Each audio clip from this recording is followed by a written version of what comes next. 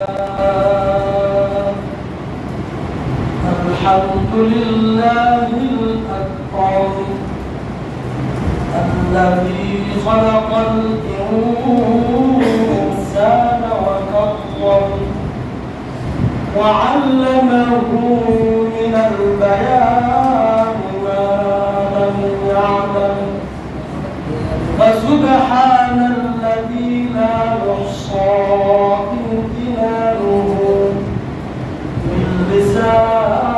باللسان ولا بالقلم وأشهد أن لا إله إلا الله وحده لا شريك له وأشهد أن سيدنا ومولانا محمدا عبده ورسوله أما بعد فأعوذ بالله من الشيطان الرجيم بسم الله الرحمن الرحيم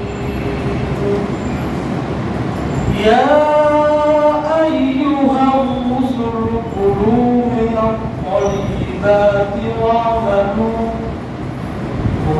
من الطيبات واعملوا صالحا وقال النبي صلى الله عليه وسلم لا يدخل الجنة نسب غذي بحرام أو كما قال عليه الصلاة والسلام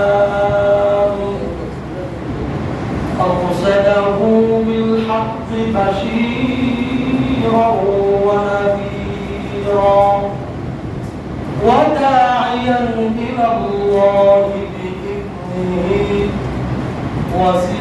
وسراجا منيرا فقد قال الله تعالى في كلام المجيد وفي فرقان الحميد إن الله وملائكته يصلون على النبي يا أيها الذين آمنوا صلوا عليه وسلموا تسليما شكر محبة الشهر درود إبراهيم اللهم صل على محمد وعلى آل محمد كما صليت على إبراهيم وعلى آل إبراهيم إنك حميد مجيد اللهم بارك على محمد وعلى آل محمد كما باركت على إبراهيم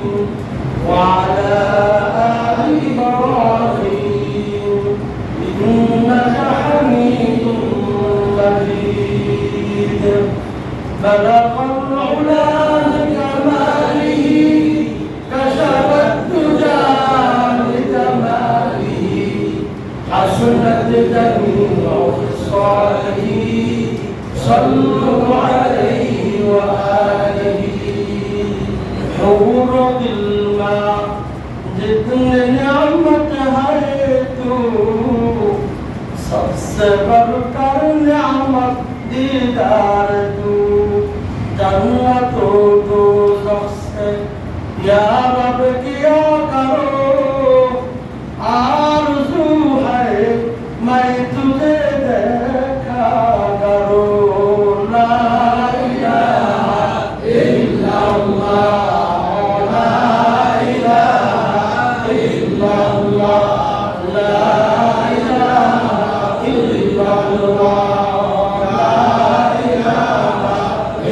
ইল্লাল্লাহ লা ইলাহা ইল্লাল্লাহ লা ইলাহা ইল্লাল্লাহ হায়াতুল মালিক যেই আল্লাহ মউতের মালিক সেই আল্লাহ পালন করতাম রিজিক দাতাও বিধান দাতাও সেই আল্লাহ লা ইলাহা ইল্লাল্লাহ লা ইলাহা ইল্লাল্লাহ লা ইলাহা ইল্লাল্লাহ লা ইলাহা ইল্লাল্লাহ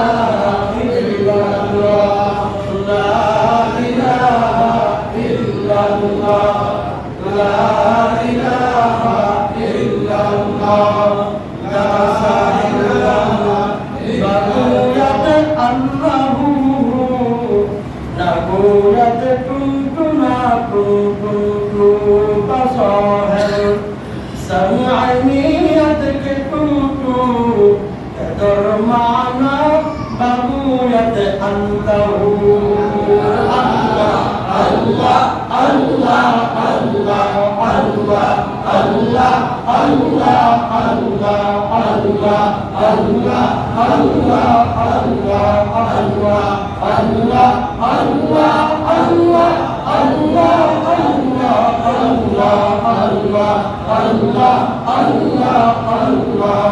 Allah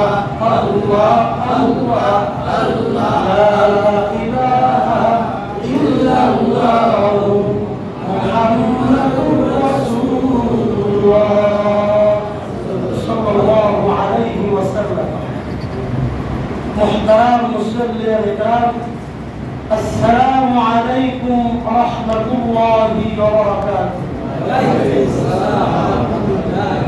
মহান আল্লাহ রাব্বুল আলামিনের দরবারে লাখো কোটি শুকরিয়া যে আল্লাহ সুবহানাহু ওয়া তাআলা আমাদেরকে পবিত্র শুক্রবার দিন জুমার দিন মসজিদে আসার কোরআন ও হাদিস থেকে কিছু কথাবার্তা শুনবার তৌফিক দান করেছেন। এই জন্য আমরা সকলে সমস্যায় করছি আলহামদুলিল্লাহ শুকরিয়া করছি আমরা যে আল্লাহ রাব্বুল আলামিন আমাদেরকে বিশ্ব নবী আখির নবী জনাব মুহাম্মদুর রাসূলুল্লাহ সাল্লাল্লাহু আলাইহি ওয়াসাল্লাম শ্রেষ্ঠ নবীর শ্রেষ্ঠ উম্মত বানিয়ে পাঠিয়েছেন। এজন্য আবার কালিমাত ও শুকর আদায় করছি আলহামদুলিল্লাহ আলহামদুলিল্লাহ। তো মুহতারাম মুসল্লিয়ান ইকরাম, আমরা গত জুমায় এর আগের জুমায় আলোচনা করেছিলাম আল্লাহ রাব্বুল আলামিন জিন এবং ইনসান অর্থাৎ মানুষ এবং জিনকে জিন জাতিকে কেন আল্লাহ রাব্বুল আলামিন সৃষ্টি করেছেন। তো আল্লাহ রাব্বুল আলামিন সৃষ্টি করেছেন একমাত্র তার ইবাদত করার জন্য। কি করার জন্য? ইবাদত করার জন্য। ইবাদত করার জন্য। তো ইবাদত করার জন্য ইবাদত কবুল হওয়ার শর্তগুলি আজকে আলোচনা করব ইনশাআল্লাহ। আল্লাহ রাব্বুল আলামিন এই স্বল্প সময়ে সুন্দরভাবে আলোচনা করার তৌফিক দান করুন। আমরা সকলে করছি আমিন আমিন। তো মুহতারাম হাজিরিন, আল্লাহ রাব্বুল আলামিন মানুষ এবং জিন সৃষ্টি করেছেন আল্লাহর ইবাদত করার জন্য। তো ইবাদত বলতে শুধু নামাজ, রোজা, হজ, যাকাত এরকম বড় বড় বিষয় শুধু নয়, বরং জীবনের সব কিছু মহান আল্লাহ রাব্বুল আলামিনের হুকুম মতো রাসূল করিম সাল্লাল্লাহু আলাইহি ওয়াসাল্লামের তরিকা অনুযায়ী হওয়া। একজন পূর্ণ ইবাদতকারী ওই ব্যক্তি সে যে তার জীবনের সব কিছু আল্লাহ রাব্বুল আলামিনের হুকুম মতো রাসূল করিম সাল্লাল্লাহু আলাইহি ওয়াসাল্লামের তরিকা অনুযায়ী চালায় এবং তার জীবনের সব কিছু সে কোরআন ও হাদিস অনুযায়ী গড়ে তোলে, সে তার নিজের খেয়াল মতো, নিজের খেয়াল খুশির মতো তার জীবন চালায় না, মন চাহি জিন্দিগি সে চালায় না। সে তার জীবনের খুঁটিনাটি বিষয় থেকে শুরু করে জীবনের সর্ববৃহৎ বিষয় পর্যন্ত আল্লাহ রাব্বুল আলামিনের হুকুম, নবী করিম সাল্লাল্লাহু আলাইহি ওয়াসাল্লামের তরিকা অনুযায়ী চালায়। এটাকে বলা হয় সফলতা একজন পূর্ণ ইবাদতকারী ব্যক্তি। তো আল্লাহ রাব্বুল আলামিন আমাদেরকে সৃষ্টি করেছেন তার ইবাদত করার জন্য। ইবাদত আমাদের মন মতো, আমাদের খেয়াল খুশি মতো করলে হবে না। এই ইবাদত গ্রহণযোগ্য হওয়ার জন্য আল্লাহ রাব্বুল আলামিন কিছু শর্ত দিয়েছেন। তো ইবাদত কবুল হওয়ার শর্তের ভিতরে সবচেয়ে বড় শর্ত হচ্ছে ইখলাস। এই ইখলাস থাকতে হবে। ইখলাস কাকে বলে? আল্লাহ রাব্বুল আলামিনকে রাজি আর খুশি করার জন্য একমাত্র ওনার ইবাদত করা। তো এই ইবাদত করার ভিতরে যদি আমাদের নিজেদের খেয়াল খুশির মতো ঢুকে যায়, নিজের ইচ্ছা, নিজের মনের চাহিদা মতো যদি যুক্ত করা হয়, তাহলে এই ইখলাসের পরিপন্থী হয়ে যায়। ইখলাস হয় না। এই ইবাদত আল্লাহ রাব্বুল আলামিনের কাছে কবুল হয় না, শুধু ইবাদত করা হয়। তো এই জন্য খালেস নিয়ত থাকতে হবে,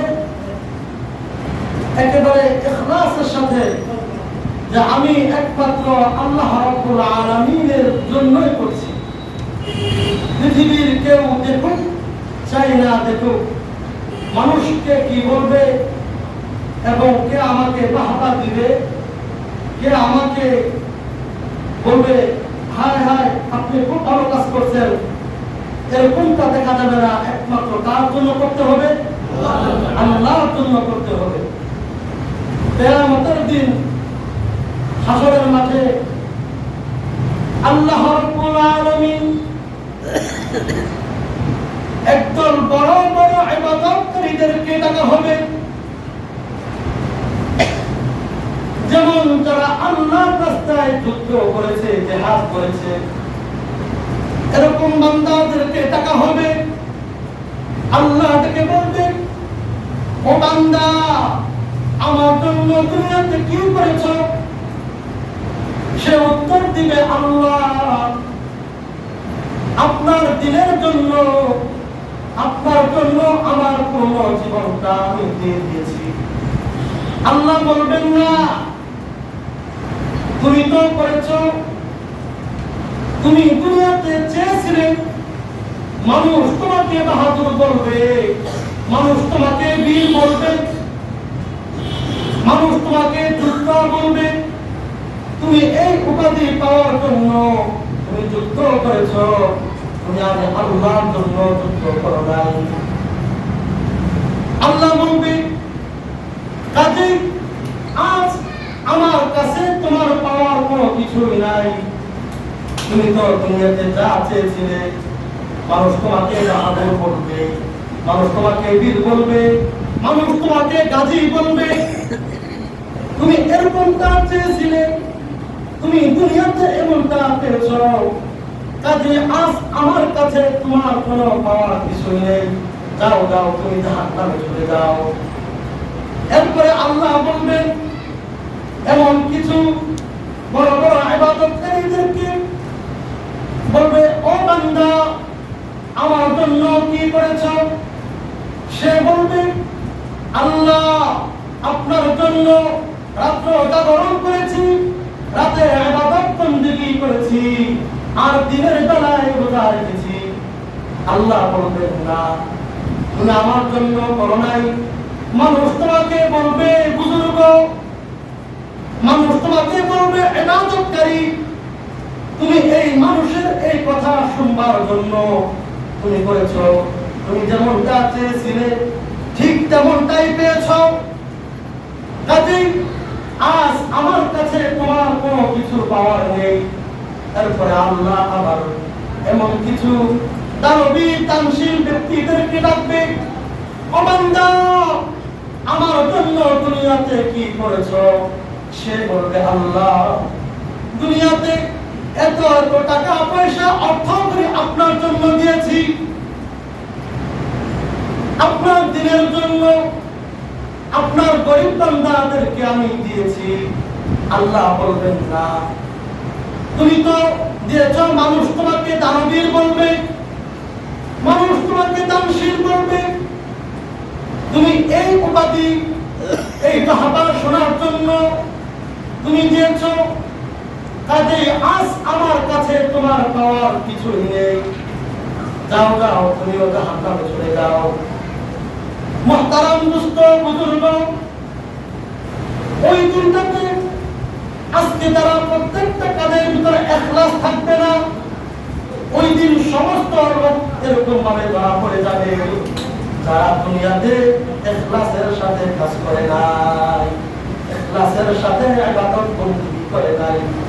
আল্লাহ ওই দিন সকলকে ধরবে, তোমরা তো দুনিয়াতে ইবাদত বন্দেগী করেছো আমার জন্য নয়, মানুষকে দেখানোর জন্য।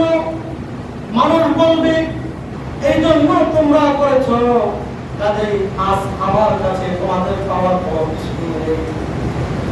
এরকম ভাবে আল্লাহ বলবে, ওই দিন মানুষগুলো জাহান্নামে চলে যাবে। আল্লাহ এই জন্য আমাদের প্রত্যেকটা কাজের ভিতরে, প্রতিটা ইবাদত বন্দেগীর ভিতরে আল্লাহ পাকের রাজি খুশি নিয়ে যাবে একমাত্র আল্লাহর জন্য করছি। মানুষ আমাকে বাহবা দিবে এটার জন্য নয়। এরকম ভাবে ইখলাস এবং নিয়ত যখন ঠিক করবেন, আপনার ইবাদত আল্লাহর কাছে কবুল হবে। বলেন না সুবহানাল্লাহ। এবং ইবাদতের সাথে ইখলাসের সম্পর্ক কেমন? মানুষের দেহের সাথে রূহের সম্পর্ক যেমন, রূহ যদি না থাকে দেহটা একেবারে অচল হয়ে যাবে, নিস্তেজ হয়ে যাবে। মানুষ আর আব্দুর রহিম বলে ডাক দিবে না, বলবে আব্দুর রহিমের লাশটা বের করো। আবার একদল মানুষ বলবে আব্দুর রহিমের লাশটা দেখে আসি, তার লাশটা কেমন হয়েছে, সে ইন্তেকালের পরে তার লাশটা কি সুন্দর হয়েছে কিনা দেখবি। এই জন্য ইবাদতের জন্য শর্ত হলো ইখলাস, নিয়ত খালেস হতে হবে, খাঁটি নিয়ত হতে হবে। যেমনটা রূহ না থাকলে দেহের কোনো মূল্য থাকে না, ঠিক ইবাদত বন্দেগীর ভিতরে, নেক আমলের ভিতরে ইখলাস না থাকলে আল্লাহ রাব্বুল আলামিনের কাছে এই ইবাদত কোনো মূল্য থাকে না, আল্লাহর কাছে মূল্যহীন হয়ে যায়। এই ইবাদত জুড়ে থাকে, ফেরেশতারা এরকম ফালায় রাখে। আপনি দোয়া করেছেন, আপনি ইবাদত করছেন, আপনার এই দোয়া আরশে আজিম আল্লাহ রাব্বুল আলামিনের কাছে পৌঁছায় না, পেন্ডিং করে থাকে। এই জন্য আমরা ইবাদত বন্দেগী এবং নেক আমল করব ইখলাসের সাথে, একমাত্র আল্লাহর জন্যই, অন্য কারোর জন্য করব না। এরপরে নিয়ত খালেস করতে হবে। কেমন নিয়ত? রাসূল করিম সাল্লাল্লাহু আলাইহি ওয়াসাল্লাম বলেছেন, ইন্নামাল আ'মালু বিন্নিয়াতি ওয়া ইন্নামা লিকুল্লি মা নাওয়া। প্রত্যেকটি কাজ পরিগণিত হবে নিয়তের উপর, প্রত্যেকটি কাজ নিয়তের উপর নির্ভরশীল হবে। যেমনটা আপনি নিয়ত করবেন ঠিক তেমনটাই হবে, তেমনটাই আপনি পাবেন। এই কথা কে বলেছেন? রাসূল করিম সাল্লাল্লাহু আলাইহি ওয়াসাল্লাম বলেছেন, আজকে মানুষ আপনাকে, আপনি দান করার কারণে মানুষ আপনাকে ভালো বলবে, দানবীর বলবে, দানশীল বলবে, অনেক বাহবা দিবে। এরা আজকে বলবে, এরা পরকালে কঠিন সময় এরা আপনার কোনো উপকারে আসবে না, কাজে আসবে না। দুনিয়াতে মানুষ যখন বিপদে পড়ে, যখন মানুষ বিপদে পড়ে যায়, তখন নিজের বন্ধু বান্ধব, আত্মীয় স্বজন, তখন কাউকে আর কাছে পাওয়া যায় না। এটা যদি হয় দুনিয়ার এই অবস্থা, পরকালে কঠিন সময় যখন কিয়ামতের দিন হয়ে যাবে, মানুষ প্রত্যেকটা মানুষ বলবে, ইয়া নাফসি ইয়া নাফসি, হায় আমার কি হবে, হায় আমার কি হবে। এটা বলবে, এটা বলবে, এটা বলতে বলতে তার সব শেষ। সে অন্যের চিন্তা করার সুযোগ পাবে না। তো ওই দিন আপনার ওই যে গ্রুপগুলো আপনাকে বলেছিল, আপনাকে বাহবা দিয়েছিল, আপনার সুনাম দিয়েছিল, তারা ওই দিন আপনার কোনো কাজে আসবে না। আল্লাহ রাব্বুল আলামিন কোরআনুল কারীমে পরিষ্কার করে বলেছেন, আল্লাহ বলেন, ওয়াত্তাকু ইয়াওমান লা তাজজি নাফসুন আন নাফসিন শাইআ। অর্থাৎ সেই দিনকে ভয় করো। কোন দিন? যেই দিন কেউ কারো কোনো উপকারে আসবে না, কেউ কারো কোনো কাজে আসবে না। অন্য এক আয়াতে আল্লাহ রাব্বুল আলামিন বলেন, ওয়ালা তাজিরু ওয়াজিরাতুন বিজরা উখরা। আল্লাহ বলেন, প্রত্যেকটা মানুষ কেউ কারো গুনাহের বোঝা, পাপের বোঝা বহন করবে না। প্রত্যেকের গুনার বোঝা, প্রত্যেকের পাপের বোঝা প্রত্যেকেই নিজের বোঝা নিজেকেই বহন করতে হবে।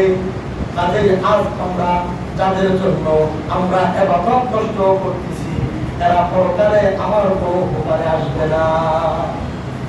এই জন্য মুহতারাম দুস্থ বুজুর্গ, আমরা যদি এই চিন্তা করি যে একমাত্র ইবাদত করব আল্লাহর জন্য, আল্লাহ আমাকে রক্ষা করবেন সেই কঠিন আযাব এবং শাস্তি থেকে, যে আযাব আল্লাহ রেখে দিয়েছেন জাহান্নামে, দুজকে। ওই আযাবের কথা ভেবে আপনি যখন এই চিন্তা করবেন, এই চিন্তা করলে আপনার রিয়া, আপনার এই অহংকার দূর হয়ে যাবে, ইখলাস এসে যাবে। কি আসবে? ইখলাস এসে যাবে। যে হ্যাঁ, 2 দিনের দুনিয়া, আমি এখানে যা করব এটা অল্প দিনের জন্য। আমার তো মূল হচ্ছে আল্লাহ আমাকে যে টার্গেট, যে লক্ষ্য দিয়ে পাঠিয়েছেন, যে আল্লাহর ইবাদত করার জন্য আমাদের মূল হচ্ছে হাসরের মাঠে হিসাব কিতাব শেষ করে জান্নাত থেকে শুরু হবে, যেখানে শুরু আছে তো শেষ নেই, অনন্ত অসীম কাল, যেখানে কোনো শেষ নেই। আজ এই হায়াতের জিন্দেগি মাত্র 50, 60, 70, 80 বছরের জিন্দেগি, আমরা এরকম গুনাহের ভিতরে আমরা কাটিয়ে না দিয়ে আমরা আল্লাহর জন্য একটু ইবাদত করি। যেমন আখলিস দীনাকা ইয়াকফিকাল আমালুল কলিল, অল্প আমলেই নাজাতের জন্য যথেষ্ট হবে। অল্প আমল নাজাতের জন্য যথেষ্ট হইবে। তো আপনি অল্প আমল করেন না, এই অল্প আমলটা যেন ইখলাসের সাথে হয়, খাঁটি নিয়তে হয়, যে একমাত্র আল্লাহর জন্য করব। তো ইবাদত কবুল হওয়ার শর্তের ভিতরে আরেকটা শর্ত হচ্ছে হালাল রিজিক খেতে হবে, হালাল রিজিক গ্রহণ করা।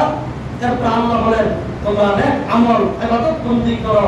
আল্লাহ রাব্বুল আলামিন কোরআনে বলেন, ইয়া আইয়ুহান রাসূল কুলু মিনাত তাইয়্যিবাতি ওয়া'মালু সালিহান। আল্লাহ বলেন, হে মুমিনরা, তোমরা হালাল রিজিক গ্রহণ করো, হালাল রিজিক গ্রহণ করো এবং ইবাদত বন্দেগী করো। এই আয়াতের ভিতরে আল্লাহ দুটো কথা বলেছেন। প্রথমটা হচ্ছে হালাল রিজিক গ্রহণ করা, হালাল রিজিক খাওয়া। তারপরে আল্লাহ বলেন ইবাদত বন্দেগী করা, নেক আমল করা। মুফাসসিরিনে কেরাম বলেন, আল্লাহ কেন এই আয়াতে এই কথা বলেছেন? আপনার ইবাদত কবুল হওয়ার জন্য আল্লাহ শর্ত দিয়েছেন, হালাল রিজিক খেতে হবে। হারাম যদি খান, আপনার এই দেহটা আপনার হারাম খাওয়ার কারণে রক্ত গোশত হারাম হয়ে যাবে। কেউ যদি কাবার কিরাম ধরে বলে আল্লাহ আমাকে মাফ করে দাও, আল্লাহ উপর থেকে ফেরেশতাদেরকে বলে আমার তো আফসোস হয় ওর জন্য, ও কেমন করে বলে আমাকে মাফ করে দাও, ও হারাম রিজিক খেয়ে ওর দেহটা হারাম করে ফেলেছে, রক্ত গোশত হারাম করে ফেলেছে, তার পরনে ইহরামের কাপড়টা পর্যন্ত হারাম টাকা কেনা, ও কিভাবে আমার কাছে বলে আমাকে মাফ করো, আমি তাকে কি দিয়ে মাফ করবো? এটা আল্লাহ বলে এই জন্য সত্য হলো হালাল রিজিক খেতে হবে। এই হালাল রিজিক খাওয়ার ব্যাপারে রাসূল করিম সাল্লাল্লাহু আলাইহি ওয়াসাল্লাম খুব কঠোরভাবে শক্তভাবে বলেছেন যে হালাল রিজিক না খেয়ে ইবাদত বন্দেগী করলে এই ইবাদত কবুল হবে না। হারাম খেয়ে হারাম করলে ওই লোকটা জান্নাতে যেতে পারবে না। রাসূল সাল্লাল্লাহু আলাইহি ওয়াসাল্লাম বলেন লা ইয়াদখুলুল জান্নাতা জাসাদুন কুদিয়া বিহারামিন, হারাম রিজিক দ্বারা লালিত পালিত এ দেহ এ শরীর জান্নাতে যেতে পারবে না। কোথায় প্রবেশ করবে না? জান্নাতে প্রবেশ করবে না। তো আল্লাহ রাব্বুল আলামিন ইবাদত কবুল হওয়ার ব্যাপারে শর্ত দিয়েছেন হালাল রিজিক গ্রহণ করতে হবে এবং হালাল রিজিক গ্রহণ করে হালাল রিজিক খেয়ে ইবাদত বন্দেগী নেক আমল করতে হবে। হালাল রিজিক না খেলে অনেক ক্ষতি ক্ষতির ব্যাপার বলতে গেলে আপনার অনেক লম্বা ক্ষতিগুলো আছে। এর ভিতরে একটা হলো মানুষের আত্মা মরে যায়, অন্তর কালো হয়ে যায়। অন্তর এমন কালো হয় যে ভালো কথা বললে আর ভালো লাগে না, নামাজ ভালো লাগে না, মা বাবার কথা ভালো লাগে না। মা বাবা যদি বলে যে বাবা এইটা করো, আব্বা আমার সাথে রাগ করে কেজিতে কথা বলে, এরপরে তার কাছে এমন হবে মানুষের উপর চড়াও মনোভাব হবে, হিংস্র মনোভাব। কেউ মানুষের প্রতি সহানুভূতি তার হবে না, যে এক আরেকজনের প্রতি একটু দয়া এটা উড়ে যাবে। কিসের জন্য? এই হারাম রিজিক খাওয়ার কারণে।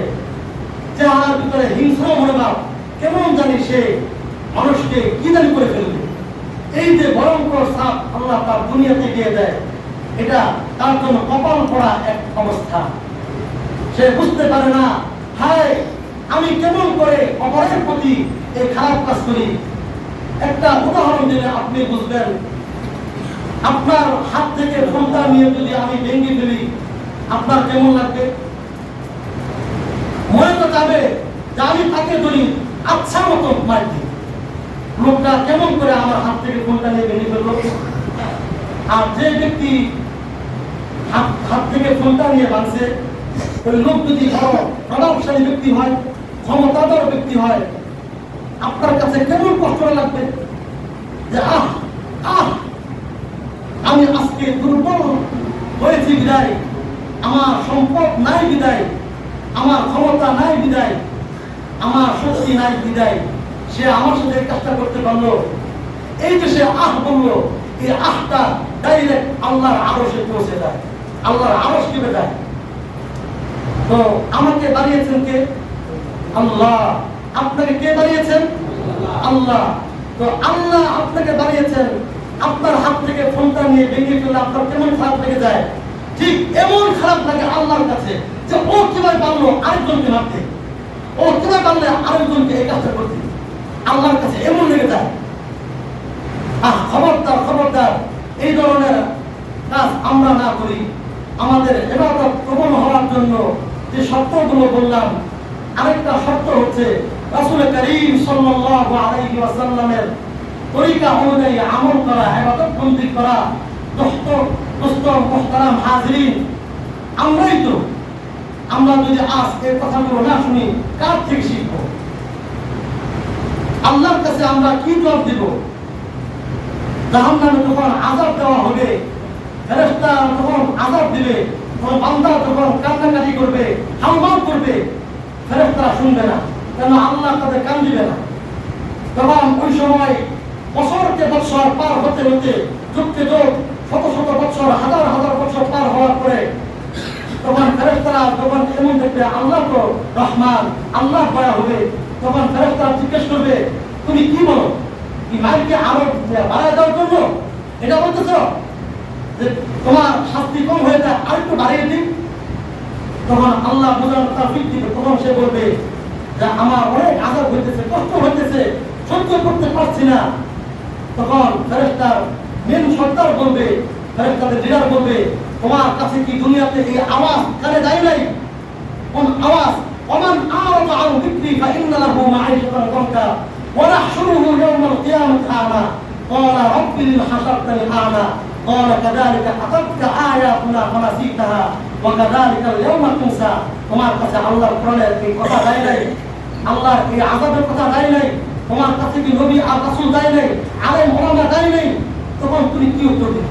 তখন বলবে হায় হুজুর তো বলেছিল, নবী তো দিয়েছিল, হুজুর বারবার বলেছিল, আমরা বলছিলাম। হায় মোল্লারা বলবে, হুজুরা বলবে আমরা কি আমরা আমাদের মতো করব।